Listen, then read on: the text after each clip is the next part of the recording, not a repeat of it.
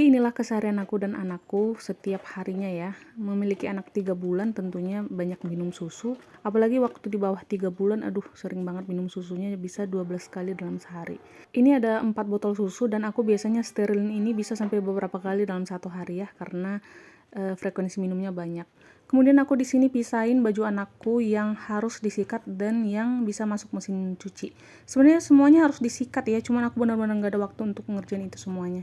Ini aku ngeluarin baju aku dan suami yang akan aku jemur ke atas di lantai 2. Tapi di sini aku dengar anakku udah mulai nangis ya di bawah lantai 1, jadi aku datang untuk nenangin dia dulu supaya aku bisa lanjut lagi kerjanya. Soalnya dia ini kalau nggak tenang bisa berguling ke kiri, takutnya dia nanti jatuh ke bawah. Terus ini juga ada buku-buku bantalnya anakku yang mau aku cuci biar bersih juga ya, soalnya udah kena iler-ilernya terus kayak gitu. Ini baju aku dan suami lagi yang mau aku jemur di atas, jadi ada 2 ember. Jadi cerita sedikit, sebenarnya aku itu mau mengabadikan momen anakku itu bahkan saat dia masih dalam perut ya, saat aku masih hamil. Tapi ada 2 alasan kenapa aku nggak melakukan itu. Yang pertama, YouTube yang aku bangun selama 3 tahun dari Agustus 2020 sampai dengan Oktober 2023 dihapus oleh YouTube dengan subscriber 5.000 lebih dan 2 juta kali ditonton. Nanti aku kasih tahu di video lainnya alasan kenapa bisa sampai 2 juta kali ditonton ya, ada alasan pastinya. Tentunya subscribernya murni ya, nggak ada beli-beli. Aku nggak suka yang beli-beli kayak gitu, jadi itu murni. Karena YouTubeku dihapus, jadi ada rasa malas ya. Soalnya juga total video yang ada di YouTube lamaku itu udah sekitar 400 lebih video. Jadi karena dihapus, jadi ada rasa malas untuk nge-record gitu, kayak mau mulai dari awal gitu. Jadi aku memutuskan udah deh nggak usah rekam-rekam, males gitu. Alasan kedua kenapa aku nggak mengabadikan momen anakku minimal sejak dia lahir aja, nggak usah dari hamil, karena ternyata sangat hektik ya mengurus bayi baru lahir. Di samping aku belum pulih dari sesar, dari jahitannya juga, punya anak newborn tentunya itu sangat berat ya, karena begadangnya, ditambah lagi kita harus pumping, harus memompa ASI, dan ada apa namanya juga baby blues kadang yang bikin kita juga emosi kita nggak stabil, kesehatan kita juga belum stabil. Itu membuat kita nggak mungkin lah ngerekam gitu, nggak sempet memikirkan ke situ gitu. Nah, apalagi juga aku kan tinggalnya nggak bareng sama suami ya. Memang awal-awal anakku lahiran suami masih dengan aku, tapi setelah itu kita nggak bareng karena suami kerja, jadi kita agak terpisah.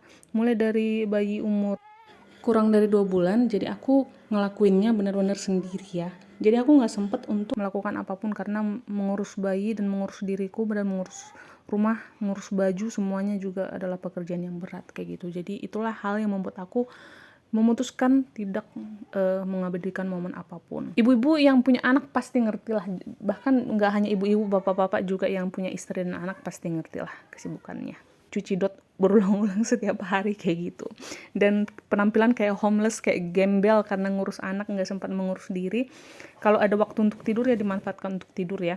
Yang nggak nihil-nihil banget, ada emang video dan foto yang aku abadikan dan tergolong banyak juga, tapi itu cuman penggalan video. Jadi aku nggak ada mengabadikan momen kayak khusus bikin YouTube, karena kan waktu dulu aku punya YouTube dan aku tahu aku hamil ya, pastilah aku pengen nge-record semuanya dari masa-masa kehamilan, kelahiran kayak gitu untuk aku masukin ke YouTube. Walaupun untuk pribadi ya, orang juga nggak bakal tertarik gitu. Cuman ya aku nggak ada ngerekam khusus untuk itu. Kalau untuk ngerekam pendek-pendek, potongan-potongan video yang dikirim ke WA keluarga, foto-foto itu pasti ada. Cuman yang panjang-panjang untuk diedit mentahannya dijadiin video itu nggak ada. Aku mulai mengabadikan momen itu sejak anakku umur 3 bulan. Kemarin aku memutuskan untuk mengabadikan momen karena aku pikir mau kapan lagi ya gitu. Ada sesuatu yang kutinggalkan untuk aku lihat nanti dan anakku lihat, keluarga lah untuk dilihat oleh keluarga. Jadi aku memutuskan untuk nge-record pas dia umur 3 bulan kemarin, lebih ke keseharian aja ya. Jadi nanti anakku kalau udah gede bisa bernostalgia ya, menonton ini, melihat kebersamaan dia bersama orang tuanya. Nggak kayak aku ya, aku nggak bisa lihat ini karena dulu belum ada teknologinya. Jadi kita harus memanfaatkan teknologi yang ada ya. Memang kualitas video aku itu jelek, gambarnya, suaranya, ini juga agak blur, angle-nya, semuanya jelek. Tapi aku nggak peduli karena ini murni untuk tontonan pribadi. Orang nggak akan suka, tapi aku akan suka. Anakku juga akan senang suatu saat. Walaupun ini tontonan pribadi dan keluarga, aku masukin ke YouTube supaya tidak hilang ya. Aku percaya penyimpanan di sini lebih baik daripada di laptop aku atau di HP aku yang mungkin suatu saat bisa hilang atau rusak. Tapi kalau YouTube kayaknya bakal aman-aman aja. Kesibukanku tiap hari lainnya tentunya mandiin anak aku. Kalian bisa dengar anakku udah nangis. Aku mau gabungin air dingin sama air panas dulu, tapi video mandinya nggak aku tunjukin ya guys. Habis mandi aku langsung andukin anakku biar benar-benar kering. Sebenarnya salah satu yang paling melelahkan ngerawat anak itu adalah mandiin ya, karena aku harus ngangkat airnya, masak air juga, nyatuin dan lain-lain, itu paling repot. Tapi yang paling menyusahkan kita saat ngerawat anak adalah rasa sedih sama kasihan kita saat kita nggak tahu anak kita lagi butuh apa, dia nangis-nangis, dia merengek-rengek, tapi kita nggak tahu mau ngapain. Itu siapa yang paling menyedihkan. Ibu-ibu pasti ngerasain dia, aku rasain. Aku bikin rust cream ke area paha anakku, lalu ini body lotionnya dia juga aku pakein ke badan-badan dia, mulai dari tangan dia, sama juga kaki dia, sama juga punggung dia, biar kulitnya itu nggak kering ya. Mungkin banyak orang yang nggak menggunakan itu, tapi ya aku memutuskan untuk menggunakan ini dibanding minyak telon. Menurut aku bisa membuat kulit dia jauh lebih lembut. Terus untuk rambutnya aku selalu kasih Pigeon hair lotion kayak gitu, biar rambut dia cepet tumbuhnya dan ya sehat dan kuat. Terus untuk baby creamnya, face creamnya aku pakai di wajah dia dari merek Bambi ya. Lumayan mahal juga, 100 ml apa ya harganya, 90.000, tapi aku suka. Dan yang paling penting dari semua adalah calming wrap cream dari Bambi. Ini benar-benar mencegah kolik dan kembung ya. Jadi benar-benar bisa bikin dia tidurnya juga soothing and calming kayak gitu. Ini penting banget. Pas kita mandiin bayi jangan pernah lupa bersihin celah-celah jari tangan dan jari kakinya ya, karena situ terkumpul banyak kuman. Apalagi dia udah masukin tangan ke mulut, dia harus benar-benar bersih. Jadi ibu rumah tangga itu nggak sesantai yang kalian pikirkan ya, para suami-suami laki-laki di luar sana, terutama laki-laki penganut patriarki, dan juga ibu-ibu yang ngerasa IRT itu nggak capek ya, apalagi ibu-ibu ibu karir nih. Bukan hanya sekedar kasih susu terus tidur samping anak, kasih susu lagi pas udah waktunya terus tidur lagi samping anak, bukan gitu ya. Banyak hal yang harus dilakuin. Ada berpuluh-puluh hal detail yang sangat detail yang harus kita lakuin saat kita ngerawat bayi. Bahkan nemenin anak aja di sebelah dia, entah dia ngapain, kita cuma di sebelahnya aja, itu juga menguras energi tahu. Tapi mungkin kita nggak ada waktu untuk ngejelasin itu sama orang. Lebih baik kita bodo amat sama pemikiran orang terhadap IRT kayak aku ini, yang dianggap nggak ngerjain apapun kayak gitu. Yang tahu kita sibuk cuma diri kita sendiri, anak kita pun nggak tahu, bahkan suami kita pun nggak tahu gitu. Tapi nggak apa-apa, nggak semua hal harus dijelas-jelasin ya. Nggak usah too much information sama too much explanation. Kalau mereka ngerti ya udah biarin aja, bersikap bodo amat aja. Yang penting kita tahu dan kita udah memberikan yang terbaik. Jadi RT seharian juga merupakan pekerjaan dan kita nggak bayar orang loh untuk ngelakuin itu. Nah ini sebenarnya dari hari yang berbeda ya, tapi videonya aku satuin aja biar sekali cerita gitu. Jadi kesehariannya yang kayak gini, makannya deket anak supaya dia nggak kecarian ya. Karena percaya nggak percaya sekarang anak udah notice kalau kita jauh dari dia. Bahkan anehnya dia itu bukan hanya notice kita nggak dekat dia, itu pas dia lagi nggak tidur, lagi main-main kayak gini contohnya. Waktu dia tidur juga kadang dia notice kalau aku nggak di deket dia. Jadi pernah dia tidur kayak 2 jam gitu, aku di sebelah dia kan, terus aku ke belakang, dia langsung nangis. Dan itu nggak terjadi sekali 2 kali ya, udah sering. Jadi aku ngerasa itu mungkin masih ada faktor biologis ya, dia masih ngerasa attach sama kita sebagai ibunya yang ya masih muda, masih karena baru umur 3 bulan, jadi kayak masih attach gitu, masih satu tubuh gitu, jadi dia kayak kecarian gitu. Aku percaya sih kalau faktor biologis kayak gitu mungkin terjadi. Nah ini kedua kalinya aku cukur dia sejak lahiran. Jadi pertama kali aku cukur dia kalau nggak salah dia baru umur 3 minggu udah aku cukur, tapi nggak benar-benar botak gitu. Terus ini udah mulai panjang lagi, kalian bisa lihat itu udah mulai panjang sekitar kayak 3 cm sampai hampir 4 cm gitu. Terus aku pendekin lagi jadi 1 cm, diratain semuanya gitu. Dan aku selalu cukur rambut dia itu pas dia nggak tidur ya, karena lebih mudah ngebolak-balik badannya walaupun dia agak gerak-gerak. Dibanding pas tidur kayak gitu, aku nggak bisa memastikan rambutnya nggak berserakan di mana-mana. Takutnya jadi gatal kan. Kalau dia dalam keadaan bangun gini bisa aku tampung gitu. Kalau tidur kan nggak enak, udah tidur dipindah-pindahin badannya kayak gitu. Pokoknya semua IRT selalu menemukan hal apa aja yang bisa dikerjain sama anaknya. Bukan harus ada, tapi emang selalu ada gitu. bukan aduh ngerjain apa lagi ya, bukan gitu, emang selalu ada, nggak ada habis-habisnya. Makanya sebenarnya cukup menguras energi, tapi ya gimana ya jelasinnya, memang hanya di rumah-rumah aja, tapi di rumah pun banyak yang harus dikerjain kayak gitu. Salah satu tantangan terberat ngurus anak itu adalah pas drama tidurnya ya. Kadang dia udah ngantuk banget, hampir 30 menit dia udah menunjukkan rasa ngantuk tapi dia nggak tidur-tidur. Terus kita gendong juga nggak mau tidur. Kita letakin, kita tepuk-tepuk nggak mau tidur. Kita dongengin, kita nyanyiin nggak mau tidur juga. Terus dia nangis yang ngeri gitu, yang kayak keras banget, itu juga nggak mau tidur. Jadi kita kan nggak tahu apa-apa. Terus akhirnya bisa tidur, dan dia akhirnya kayak udah capek gitu kan, nangis dan tertidur. Orang kan pasti ngiranya oh tidur, anaknya tidur, bangun, tidur, main, minum susu, bangun, tidur, gitu-gitu doang. Padahal nggak sesimpel itu kayak gitu. Aku percaya sih ibu-ibu pasti ngerasain itu, yang benar-benar jaga anaknya. Ya pokoknya selalu ada yang harus kita perhatikan tentang anak kita. Dan itu sebenarnya excitementnya itu ya gede ya. Itu menyenangkan sekali untuk bisa merasakan itu semua. Tapi jangan pernah ngira jadi itu nggak melelahkan. Sangat menyenangkan tapi melelahkan juga kayak gitu. Itu juga bisa dibuktikan dari seorang ibu yang punya waktu yang terbatas untuk merawat dirinya. Nggak usah merawat diri yang jauh-jauh ya, yang kayak pakai skincare, yang kayak luluran, bukan yang kayak gitu. Tapi untuk, jangankan mandi, untuk sikat gigi dan cuci muka aja itu kadang mustahil untuk dilakukan asli gitu. Mungkin banyak orang bilang, ya udah tinggalin aja dulu bentar, kayak 10 menit di kasur gitu, terus ibunya bisa beres-beres. Nggak segampang itu. Nggak segampang itu ya. Ada juga rasa nggak tega biarin dia, karena kan anakku sekarang posisinya tummy time terus ya.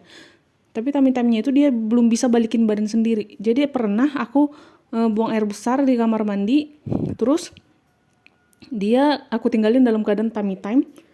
Terus pas aku lagi BAB, dia ini nangis-nangis. Aku udah tahu berarti dia ini sebenarnya udah kecapean, tummy time-nya mau membalikkan badan, dia nggak mampu. Jadi kan aku harus cepet-cepet kelar dong. Padahal itu BAB-nya bisa yang udah aku tahan 2-3 hari. Asli, nggak nambah-nambah. Dia emang gitu. Dan semua ibu ngerasain itu, aku percaya. Pokoknya benar-benar melelahkan, menegangkan. Tapi, aduh, sesuatu yang diingat dan akan bikin seneng gitu. Betapa nikmatnya jadi ibu bisa melihat anak yang tergantungan sama kita. Ya kurang lebih kayak gitulah ya, kesibukan dan keseharian IRT dengan anaknya. Selalu ada hal-hal yang harus dikerjain gitu. Contoh sederhana aja, membersihkan sela-sela jari kaki, jari tangan, menggunting kuku, walaupun dia belum mandi. Ibaratnya dia mandi jam 2 nih, jam 10 kan udah bisa dibersihin. Daripada kotor, mending dibersihin aja. Pokoknya banyak hal detail, puluhan hal detail, bahkan mungkin ratusan yang kita lakukan terus gitu. Mengganti spray, membersihkan jendela, debu-debunya, nyemprot anti nyamuk, ganti alas tidurnya, cuci bantal-bantal dan guling-gulingnya itu harus lebih sering, selimutnya juga harus lebih sering, jangan sampai berdebu, jangan sampai kotor. Terus juga ya banyak hal lah, kita juga harus bersih harusnya ya, biar anak kita juga terhindar dari bakteri-bakteri. Minimal tangan kita harus selalu bersih lah, karena kita yang jamah dia terus kayak gitu. Memang jadi IRT itu pasti kita memastikan anak kita itu selalu clean gitu ya, bersih, rapih, walaupun di belakangnya ada ibu yang terlihat sangat gembel dan homeless kayak saya. Jadi ya gitu, bisa seminggu nggak sisiran, bisa cuci mukanya sekali 2 hari, sekali 3 hari sama sikat gigi, bisa mandinya sekali 4 hari. Itu awal-awal aduh parah, bener-bener bukan gimana ya, apalagi awal-awal kan kita sibuk pumping, dan itu kan dia kalau newborn itu kan bangunnya nggak jelas ya, kadang per 15 menit, per 20 menit, pokoknya semaunya aja gitu. Itu benar-benar melelahkan, dan kita kan nggak ada tidur. Makanya dulu pas dia newborn kayak umur 1 bulan sampai 2 bulan lebih, itu aku kayaknya per hari itu tidur 3 jam, maksimal 4 jam asli. Pokoknya ibu-ibu yang udah ngerasain punya anak pasti tahu gitu. Tahu bahwa aku nggak lebay. Memang itulah kenyataannya gitu. Merawat dia sendiri itu memang luar biasa. Tapi puji Tuhan semuanya lancar-lancar sampai sekarang dia umur 3 bulan 2 minggu, sehat-sehat, dan semoga kedepannya semakin sehat terus. Dan intinya sambil ngerekam ini semua, aku seneng akhirnya aku memutuskan untuk mendokumentasikan video-video anakku dalam satu video yang lebih panjang, bukan potongan-potongan singkat 1 menit atau bahkan 30 detik, tapi lebih panjang gini untuk aku simpan di YouTube ya. Mungkin semoga YouTube jadi penyimpanan yang bakal abadi. Semoga nggak ada masalah dengan YouTube atau dengan akun aku kayak gitu yang sebelumnya udah hilang. Mungkin video-video dia yang paling sedikit itu adalah video dan foto pas newborn. Newborn itu kan umur 0 hari sampai 8 minggu kan.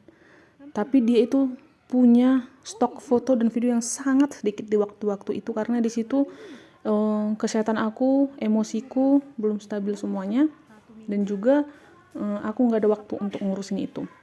Mending aku pumping daripada edit video. Mending aku cuci popok kain dia daripada aku ngedit video. Pokoknya banyak mending-mendingnya. Nggak, kalau orang Batak bilang nggak tarhona ngerjain yang ya belum bisa dibilang kebutuhan primer lah kayak gitu. Jadi agak menyedihkan karena ukuran dia yang sangat kecil di umur 0 hari sampai 8 minggu itu, gak usah deh 8 minggu dulu, ke 4 minggu aja dulu ya, 1 bulan, keringkihannya dia, kefragilannya dia, kedependenannya dia sama kita itu sampai umur 1 bulan itu hampir nggak ke-record oleh aku, terutama videonya hampir nggak ada, dan itu sebenarnya agak sedih. Kenangannya, momennya nggak ada karena aku nggak sempet ngurusin itu, karena kita itu masih di fase nangis tiba-tiba jadi seorang ibu ya, jadi nggak sempet aku ngurusin itu. Jadi aku agak kehilangan momen-momen pipi dia yang masih sangat kurus dan tirus, nggak sekarang ini nih kayak di video udah gembul. Karena waktu umur sampai 1 bulan itu masih sering nangis karena ya banyak faktor lah. Dia juga sakit, nafas dia nggak bagus, ya kayak gitu pokoknya.